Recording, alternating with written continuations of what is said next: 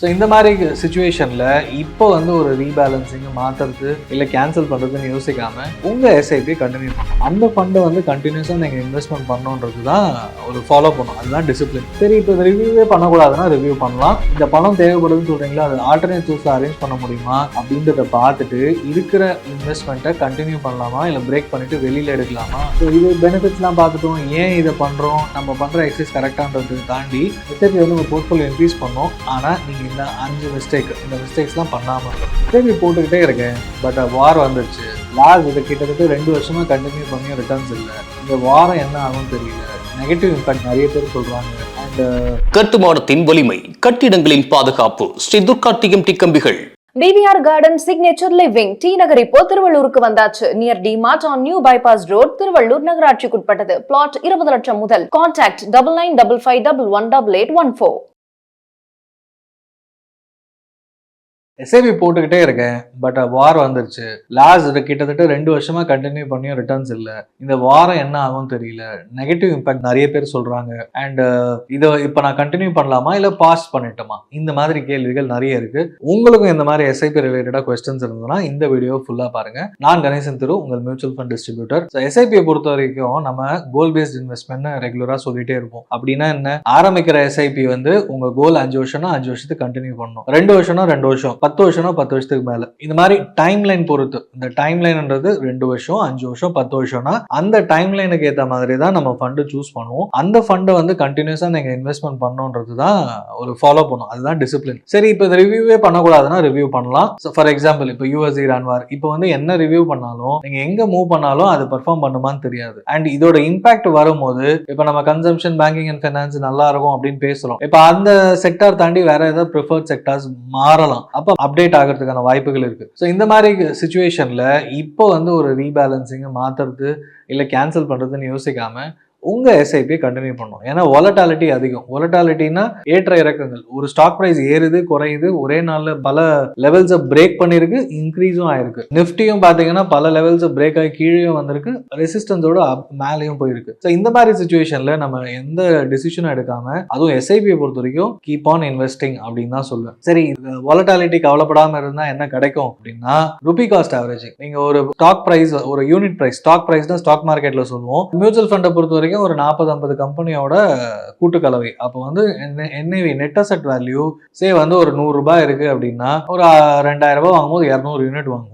அதுவே ஒரு 80 ரூபாய் வருது அப்படின்னா, ஒரு 70 ரூபாய் வருதுன்னா 30 ரூபாய் கம்மியாயிருக்கு. 30 ரூபீஸ் இல்லைன்னா 30% ஃபால் ஆயிருக்கு. அப்போ 2000 ரூபாய்க்கு வாங்கும்போது ஆல்மோஸ்ட் 30% அதிகப்படியான யூனிட்ஸ் அக்யூமுலேட் பண்ணிருப்பீங்க. இது ஓவர் பீரியட் ஆஃப் டைம் மறுபடியும் 80, 90, 100, 110, 120 போகும்போது உங்க ப்ராஃபிட் டக்குன்னு இன்க்ரீஸ் ஆகிறதுக்கான வாய்ப்பு.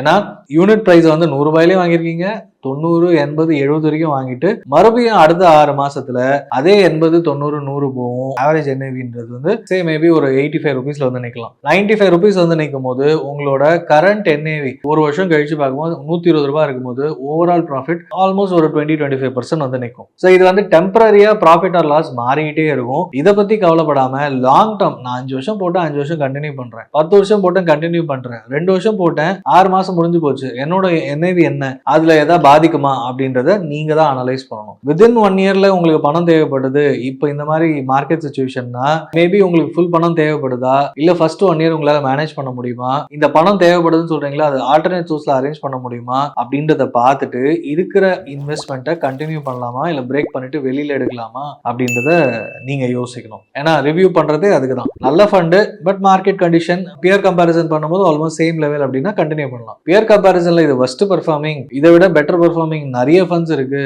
அண்ட் இதோட மதிப்பு சரியில்லை அப்படின்னா மாத்திரலாம். ஒரு AMC, ஒரு அசெட் மேனேஜ்மெண்ட் கம்பெனி ஏன்னு வச்சுப்போம், அதோட லார்ஜ் அண்ட் மிட் கேப் பர்ஃபார்மன்ஸே சரியில்லை, ஒரு 2%, 3% இருக்கு. பட் மற்ற large and mid cap category மற்ற AMCல 10%, 12, 14, 15 போச்சுன்னா இந்த ஃபண்டை மாற்ற வேண்டியது அவசியம். 0% கொடுத்த large and mid cap category ஃபண்டை மற்ற AMCல மாத்துறது ரொம்ப ரொம்ப அவசியம். ஸோ இந்த மாதிரி இதுக்கு தான் ரிவ்யூ பண்ணணும்னு சொல்றோம். ஸோ இந்த மாதிரி ப்ராப்ளமேட்டிக் சிச்சுவேஷன் வரும்போது டக்குன்னு டிசைட் பண்ணாம நம்ம என்ன பண்ணோன்றது பொறுமையா இருந்தோம்னா ஆட்டோமேட்டிக்கா நமக்கும் ஒரு தெளிவு கிடைக்கும். அடுத்த ஃபண்டை மூவ் பண்றதுக்கு வசதியா இருக்கும். இருக்கும். சரி, இது ஒரு பெனிஃபிட். வேற என்னென்ன பெனிஃபிட் கிடைக்குது இந்த மாதிரி எஸ்ஐபி ஸ்டாப் பண்ணாம இருந்தா அப்படின்னு பாத்தீங்கன்னா, யூனிட்ஸ் வந்து சீப்பர் வேல்யூவேஷன்ல கிடைக்கும். நீங்க ஸ்மால் அண்ட் மிட் கேப் வந்து ஒரு 1.5 வருஷத்துக்கு முன்னாடி ஸ்டார்ட் பண்ணும்போது வேல்யூவேஷன் அதிகம் குறைஞ்சது. இப்போ இன்னும் குறைஞ்சிருக்கு. இது எஸ்ஐபி ஸ்டார்ட் பண்ணி கண்டினியூ பண்ணிருந்தீங்கன்னா இந்நேரத்துக்கு ருபி காஸ்ட் ஆவரேஜ் பிரைஸ் வந்து கிட்டத்தட்ட குறைஞ்சிட்டே வந்திருக்கும். அண்ட் ஒன்ஸ் மார்க்கெட் இன்க்ரீஸ் ஆகும்போது ஆட்டோமேட்டிக்கா இன்க்ரீஸ் ஆகிடும். இது வந்து மிகப்பெரிய அட்வான்டேஜ். வேற எந்த இன்வெஸ்ட்மெண்ட் மாடல்லையும் இந்த மாதிரி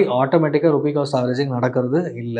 ரெண்டாவது பாயிண்ட், ஒரு கிரைசிஸ் முடிஞ்சதுன்னா ஆட்டோமேட்டிக்கா ரெக்கவரி நடக்கும். இதுதான் வந்து இதுக்கு முன்னாடி கோவிட் கிரைசிஸ், உக்ரைன் ரஷ்யா வார், அதுக்கு முன்னாடி நடந்த எக்கச்சக்க வார் எதுவா இருந்தாலும் இதுதான் வந்து நிலைமை. ஸோ நம்ம வந்து கிரைசிஸ் வருதுன்னு கவலைப்படாம கிரைசிஸ் முடிஞ்ச உடனே நமக்கு வந்து நல்ல காலம் இருக்கு அப்படின்னு நினைச்சிட்டு எஸ்ஐபியை கண்டினியூ பண்ணுங்க. கண்டிப்பா உங்களுக்கும் நல்ல காலம் இருக்கும். ஃபைனலான பெனிஃபிட் பார்த்தீங்கன்னா போர்ட்ஃபோலியோ ரீபேலன்சிங் பண்ணிட்டு ஃபைனல் போர்ட்ஃபோலியோ டிசிப்ளின் இருந்ததுன்னா லாங் டேர்ம்ல உங்க growth யாராலையும் அசைச்சிக்கவே முடியாது. ஸோ எஸ்ஐபி ஃபார் லாங் டேர்ம்ன்றது எவ்வளவு டைம் பீரியட், 3 வருஷமா 5 வருஷமான்றதை முன்னாடியே டிசைட் பண்ணிட்டு ஸ்டார்ட் பண்ணுங்க. ஸோ தட் உங்க இன்வெஸ்ட்மெண்ட் ப்ராப்பரா grow ஆகும். ஸோ இது பெனிஃபிட்ஸ்லாம் பார்த்துட்டோம். ஏன் இதை பண்றோம், நம்ம பண்ற எக்ஸசைஸ் கரெக்டான்றது தாண்டி எஸ்ஐபி வந்து உங்க போர்ட்ஃபோலியோ இன்க்ரீஸ் பண்ணும். ஆனா நீங்க இந்த 5 மிஸ்டேக்ஸ்லாம் பண்ணாம இருக்கணும். முதல் மிஸ்டேக் பார்த்தீங்கன்னா எஸ்ஐபி ஸ்டாப்பேஜ்.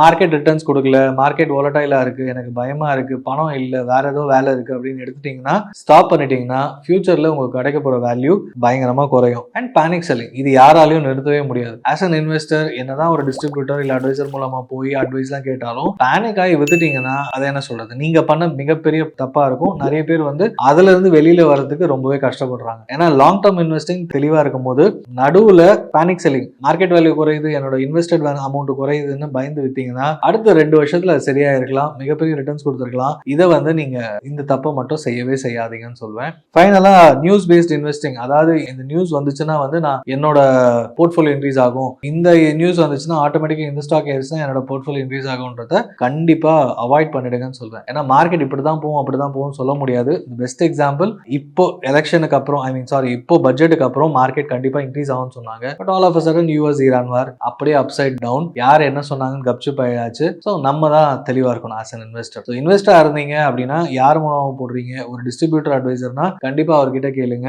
லாங் டேர்ம்க்கு இன்வெஸ்ட்மெண்ட் பண்ணலாமா, பயம் இல்லையான்னு கேட்டுட்டு அதை கண்டினியூ பண்ணீங்கன்னா ஒரு பிரச்சனையும் வராது. ஸோ ஸ்மார்ட் ஸ்ட்ராட்டஜினா எஸ்ஐபி ஸ்டார்ட் பண்ணுங்க, எமர்ஜென்சி ஃபண்ட் பில்ட் பண்ணுங்க, போர்ட்ஃபோலியோ டைவர்சிட்டி, உங்க போர்ட்ஃபோலியோல கோல்டு, சில்வர், அப்புறமா cash or debt, fixed deposit மாதிரி இருக்கணும், மியூச்சுவல் ஃபண்ட்ஸ் வச்சுக்கலாம், ஸ்டாக் மார்க்கெட் வச்சுக்கலாம். இது எல்லாமே கம்பைண்டா இருந்ததுன்னா பயம் இல்லாம உங்க இன்வெஸ்ட்மெண்ட்டை கண்டினியூ பண்ண முடியும். இதுதான் வந்து SIP during the time of war, Iran Israel வாரா இருக்கட்டும், அது இல்லாம யூஎஸ் இன்வால்வ்டு, யாரு தப்பு யாரு கரெக்டா எதையுமே நான் சொல்ல வரல. இப்ப நான் பிக் பண்ண இந்த ஈரான் இஸ்ரேல் வார பாத்தீங்கன்னா குண்டு மழை பொழிச்சுட்டே இருக்காங்க, மாத்தி மாத்தி பிளேம் பண்ணிக்கிறாங்க. யாருக்கும் வந்து பயப்படுறதோ இல்ல மக்கள் இறக்குறாங்கன்னு கவலைப்படுறதோ இல்ல. நம்மளை பொறுத்த வரைக்கும் உங்களோட ஹார்ட் அர்ன் மணி. அதனால ப்ராப்பரா இப்போ சொன்ன விஷயங்கள்லாம் திருப்பி பாருங்க.